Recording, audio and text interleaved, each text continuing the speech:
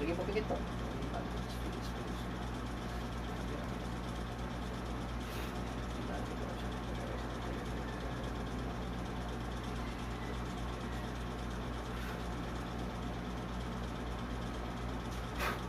Pakiubos po yun ito.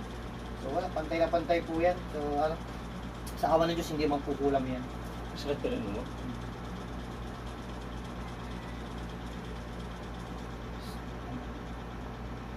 So continuous pong sumasakit yan. May oras eh. May oras lang po. So Tapos- pero before po kayo buko dyan, masakit siya o hindi? Masakit siya. Masakit Parang siya. may nakaganon sa ulo ko na. Buong kalahati. Okay. Pero ngayon po, after niyo mo dasalan, tsaka ba Medyo kayo? nawalan mo siya. Medyo nawawala po. Gumaan. Gumaan po siya. So, pero before, hindi naman siya bigla na lang nawawala ng ganyan. Hindi na. Oo. Kumbaga yung sinasabi niyo kahit paminsan-minsan, pero tumatagal po yung sakit niya. Okay. So, kaya Hindi na magmula kanina umaga.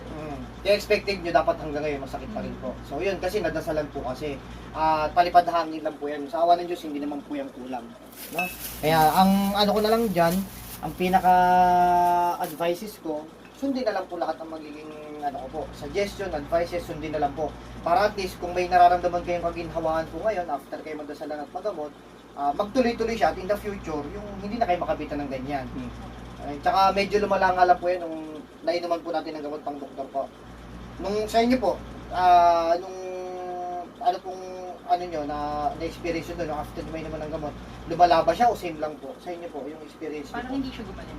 Hindi siya gumaling, pero same lang. Oo. Okay, so yun po. Kasi siyempre wala nang makinig doktor. Tapos babase lang po ang doktor niyan sa verbally. Kasi kahit wala kayo, kung ano pa yung sasabihin nyo, bibigyan kayo ng gamot talaga. So, pero ngayon po, medyo gumagaan po siya habang tumatagal po. Wala na yung parang may tumutulong. Bigla na, ngayon po, nawawala na. Kanina babawasan lang po.